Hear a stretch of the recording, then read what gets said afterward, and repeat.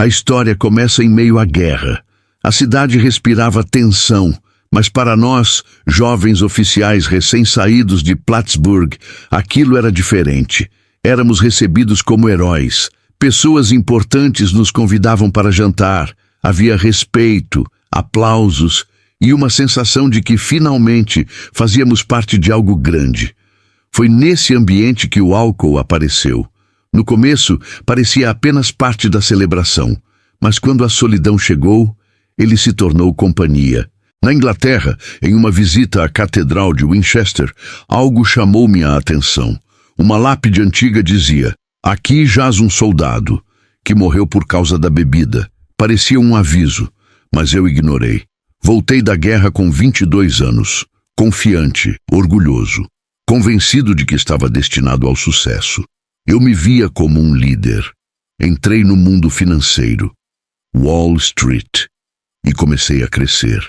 Estudava, trabalhava, aprendia, mas ao mesmo tempo bebia. Ainda não parecia um problema. Eu dizia que controlava. Dizia até que grandes mentes produziam melhor sob efeito do álcool, mas a verdade era outra. O sucesso veio, dinheiro, prestígio, influência. Minhas ideias movimentavam dinheiro de verdade. Eu tinha chegado lá. Mas junto com o sucesso, o álcool cresceu. Comecei a beber durante o dia, depois à noite, depois sempre. Os avisos vieram, mas eu discutia, me irritava, me afastava, e aos poucos fui ficando sozinho. Mesmo cercado de pessoas, eu estava sozinho. Então veio 1929. O mercado desabou. Fortunas desapareceram. Homens se jogavam dos prédios. Eu perdi tudo, mas não pulei. Enquanto muitos desistiam da vida, eu voltei para o bar e disse para mim mesmo: amanhã eu recupero. Mas aquilo não era força, era ilusão. A partir dali, começou a descida. Perdi dinheiro, perdi oportunidades, perdi respeito, mas continuei bebendo. O álcool deixou de ser prazer, virou necessidade. 2 garrafas por dia, às vezes 3. Acordava tremendo, precisava beber para conseguir comer. Mesmo assim, eu acreditava que controlava. Às vezes parava, e isso enganava minha mente e dava esperança para minha esposa. Mas sempre voltava, e então percebi algo assustador. Eu não conseguia controlar a primeira bebida, eu decidia não beber, e de repente já estava bebendo, sem entender como. Foi aí que tudo começou a quebrar dentro de mim. A partir daquele momento, não era mais só um problema. Era algo que eu não conseguia explicar. Eu tomava decisões firmes. Dizia que nunca mais iria beber, prometia, jurava, mas de repente, sem aviso, eu já estava bebendo de novo, sem lógica, sem controle.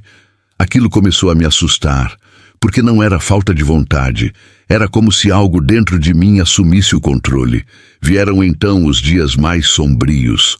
O remorso da manhã seguinte era insuportável. Medo, vergonha, desespero. Minha mente parecia um caos. Eu sentia que algo terrível ia acontecer a qualquer momento. Cheguei a ter medo de atravessar a rua, com medo de cair e morrer atropelado. Eu já não confiava em mim mesmo.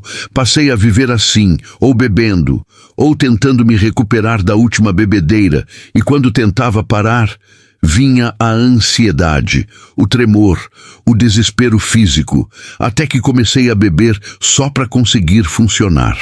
O álcool já não dava prazer, só evitava a dor.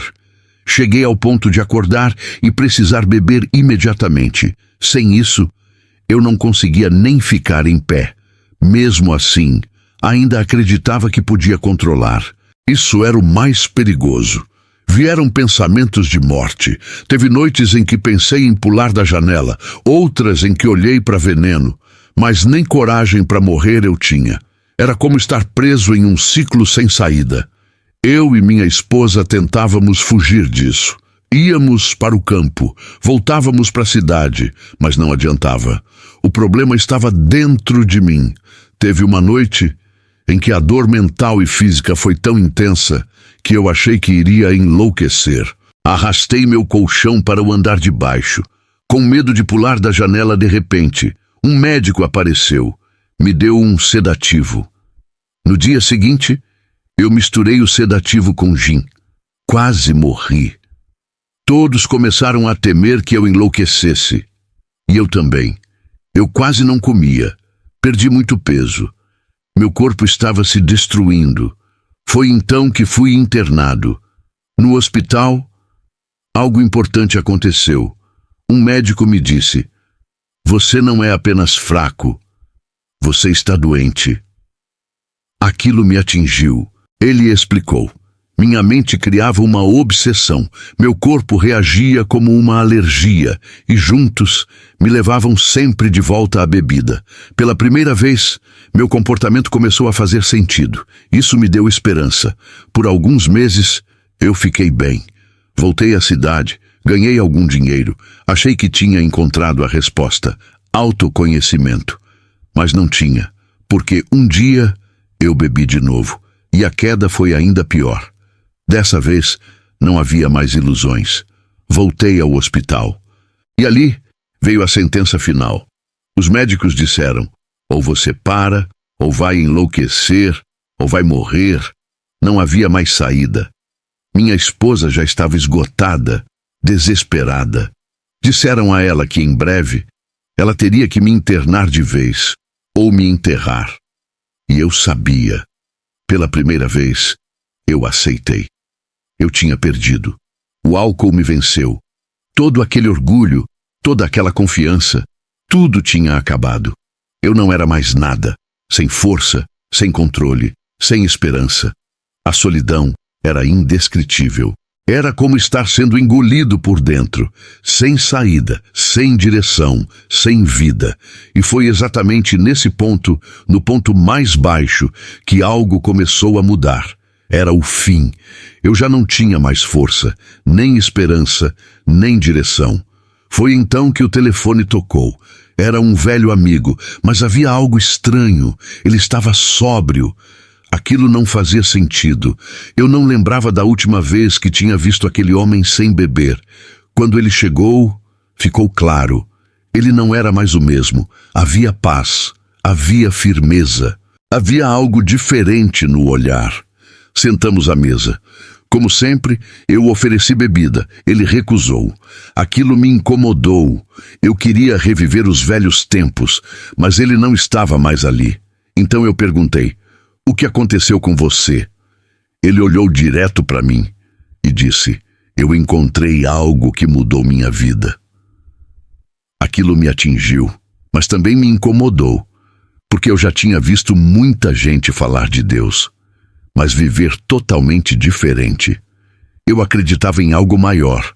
Nunca fui ateu, mas religião me afastava. Eu via guerras em nome de Deus, pessoas falando de fé, mas vivendo errado. Gente que falava de Cristo, mas não seguia o que ele ensinava. E isso me revoltava. Para mim, Cristo era um grande homem.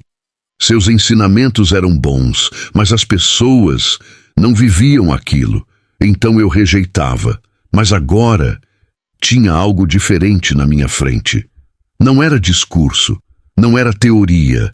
Era transformação real. Aquele homem estava livre, e isso quebrou minha resistência. Ele não tentou me convencer, não fez sermão, só contou o que viveu. Disse que chegou num ponto onde não conseguia mais sozinho, e decidiu tentar algo diferente. Admitiu que não tinha controle, parou de confiar apenas em si mesmo e buscou algo maior. Depois começou a mudar atitudes, ser honesto, assumir erros, ajudar outros. Simples, mas funcionou. Aquilo começou a trabalhar dentro de mim, mas ainda havia uma barreira: Deus. Eu não conseguia aceitar aquela ideia da forma tradicional. Foi então que ele disse algo que mudou tudo. Por que você não escolhe sua própria forma de entender Deus? Aquilo quebrou minha mente. Pela primeira vez, eu não precisei rejeitar tudo. Eu podia começar do meu jeito. Naquele momento, algo começou a se abrir dentro de mim. No hospital, sozinho, sem força. Eu finalmente fiz algo diferente. Eu parei de lutar e disse: se existe um Deus, se mostra. E naquele momento, algo aconteceu. Uma paz que eu nunca tinha sentido. Não era emoção, era real. Era como se todo aquele peso tivesse sido arrancado. Pela primeira vez, silêncio dentro de mim. Pela primeira vez, liberdade. Aquilo não vinha de mim, e eu sabia disso. Procurei o médico. Achei que estava enlouquecendo, mas ele disse: algo aconteceu com você, e é melhor do que antes. Depois disso, eu nunca mais voltei a beber, mas entendi algo essencial. Não era só parar de beber, era mudar a forma de viver. Comecei a admitir meus erros, corrigir o passado, mudar minhas atitudes e, principalmente, ajudar outros. E foi aí que descobri algo poderoso. Quando eu ajudava outros, eu permanecia firme, porque eu lembrava de onde eu saí. E assim começou uma corrente. Uma pessoa ajudando outra, sem religião forçada, sem imposição, mas com transformação real. E aquilo cresceu e continua até hoje, porque no fim não foi força de vontade, foi rendição, mudança interior e conexão com algo maior. E essa história não terminou ali, ela continua até hoje. Porque todos os dias alguém chega no fundo do poço e todos os dias alguém encontra uma saída. Se essa mensagem falou com você, deixa o seu like e compartilha, porque isso pode alcançar alguém que precisa. E lembra, ninguém vence sozinho.